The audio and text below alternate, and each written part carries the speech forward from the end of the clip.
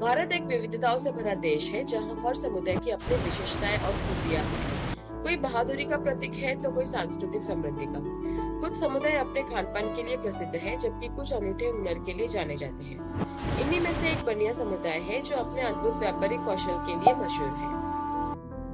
बनिया शब्द संस्कृत के वाणिज्य से लिया गया है, जिसका अर्थ है व्यापार। इस समुदाय में बचपन से ही घरों में व्यापार, बचत और निवेश डिस्कशन होती रहती है। चाहे वो अंबानी हो, अडानी, मित्तल या गोयल, इन सभी के पूर्वजों ने व्यापार की नींव पर अपने जीवन का निर्माण किया है। हमें भी अपने बच्चों को फाइनेंशियल शिक्षा देने पर जोर देना चाहिए, ताकि वे पैसों का सही मूल्य और उसका उपयोगिता को समझ सके। बनिया समुदाय की एक खासियत है कि वे अपने अकाउंटिंग को बेहद गंभीरता से लेते हैं। उनकी पारंपरिक लाल बही खाता, जिसे चोपड़ी कहते हैं, हर दिवाली पूजन के साथ उनके नए वर्ष का शुभारंभ करती है। उनके लिए वित्तीय प्रबंध सिर्फ व्यापार का हिस्सा नहीं, बल्कि जीवन का महत्वपूर्ण अंग है। घर का खर्च हो या व्यापार में किया गया निवेश, हर चीज का हिसाब किताब वे बारीकी से रखते हैं। यह हमें भी सिखाता है कि हमें मनी मैनेजमेंट को प्राथमिकता देनी चाहिए। बनिया समुदाय का नाम सुनते ही अक्सर हमारे दिमाग में व्यापार, मुनाफा और पैसा ही आता है। कहावत है कि चाहे जहाज हो या सुई, बनिया सब कुछ बेच सकता है। उनकी व्यापारिक कुशलता पर कोई संदेह हो तो एक दिलचस्प कहानी है जिसे आप जरूर सुनना चाहेंगे। एक बनिया था जिसकी बाजार में छोटी पुरानी सी दुकान थी। दुकान के बाहर एक बिल्ली बैठी थी जो एक पुराने और मेले से कटोरे में दूध पी रही थी। उसी वक्त एक कला प्रेमी वहाँ से गुजरा और उसकी नजर कटोरे पर पड़ी। उसे तुरंत समझ आ गया कि यह कटोरा कोई साधारण चीज नहीं, बल्कि एक दुर्लभ एंटीक वस्तु है, जिसकी बाजार में काफी ऊंची कीमत मिल सकती है। लेकिन वह नहीं चाहता था कि बनिया को इस बात का अंदाजा हो कि उसके पास इतना कीमती कटोरा है। कला प्रेमी ने सोच समझकर चाल चली और बनिया से कहा, लाला जी नमस्ते, आपकी ये बिल्ली तो बड़ी प्यारी है, मुझे बहुत पसंद आ गई है। क्या आप इसे मुझे बेचोगे? चाहे जो कीमत मांगी है मैं देने के लिए तैयार हूँ। पहले तो लाला जी ने मना कर दिया, लेकिन जब कला प्रेमी ने कीमत बढ़ाकर 10,000 रुपए तक पहुंचा दी तो बनिया आखिरकार राजी हो गया। पैसे लेकर कला प्रेमी खुश होकर बिल्ली के साथ जाने लगा। कुछ कदम आगे जाकर वह रुका और पलटकर बनिए से बोला, अरे लाला जी, एक बात तो रह गई। अब बिल्ली को दूध पिलाने के लिए यह पुराना कटोरा भी मुझे दे दीजिए। इसके बदले आप 150 रुपए ले लीजिए। यह सुनकर बनिए ने मुस्कुराते हुए कहा, माफ कीजिए साहब, लेकिन यह कटोरा मैं किसी कीमत पर नहीं बेच सकता। दरअसल इसी कटोरे की वजह से मैं अब तक 50 बिल्लियां बेच चुका हूँ। जब कोरोना काल के दौरान अधिकांश लोग चुनौतियों से जूझ रहे थे, राकेश झुंझुनवाला ने अवसर की पहचान की और अकासा एयरलाइंस में 49% हिस्सेदारी खरीद ली। एविएशन इंडस्ट्री की स्थिति खराब होने के बावजूद उन्होंने सस्ते में एयरक्राफ्ट खरीदे और सही वक्त आने पर एयरलाइंस लॉन्च कर दी। बनिया समुदाय हमें सिखाता है कि कठिन समय में भी संभावनाओं को कैसे तलाशा जाए और उनसे लाभ कैसे उठाया जाए। बनिया समुदाय हमेशा सामूहिक जीवन में विश्वास करता है। चाहे देश में काम करना हो या विदेश में बसना, वे हमेशा एकजुट रहते हैं और एक दूसरे का साथ देते हैं।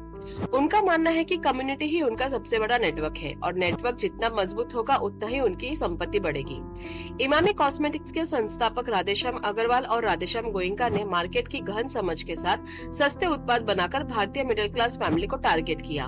बनिया पहले बाजार का विश्लेषण करते हैं और फिर उसी के अनुसार व्यवसाय की दिशा तय करते हैं। यह गलतफहमी है कि बनिया कंजूस होते हैं। सच तो यह है कि वे बेहद समझदार होते हैं, खासकर पैसों के मामले में। वे मोल भाव करने में माहिर होते हैं, लेकिन छोटे खर्चों में नहीं, बल्कि बड़े सौदों में उनका सिद्धांत होता है कि पैसा बचाना ही असल में पैसा कमाना है। बनिया समुदाय की दूरदर्शिता भी अद्वितीय होती है। वे हमेशा बड़े लक्ष्यों की ओर नजर रखते हैं।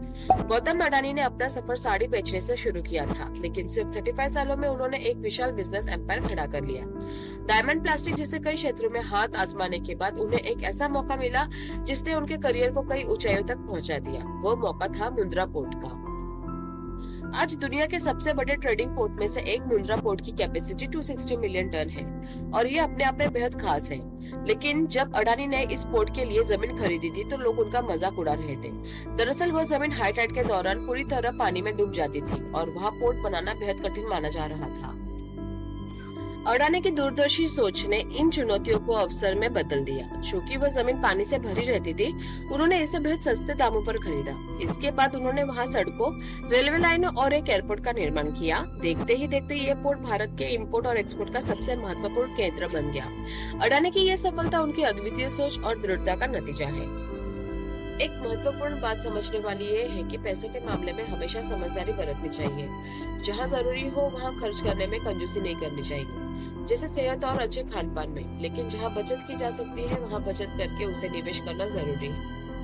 बनिया समुदाय पैसों के सही इस्तेमाल में माहिर होते हैं और एक अहम रणनीति जो वे अपनाते हैं वह है कंपाउंडिंग का उपयोग। फाइनेंशियल स्थिरता के लिए कंपाउंडिंग उतनी ही महत्वपूर्ण है जितना खाने में नमक। जैसे स्वादिष्ट खाना भी बिना नमक के अधूरा लगता है, वैसे ही कंपाउंडिंग के बिना आप सच्ची वेल्थ नहीं बना सकते।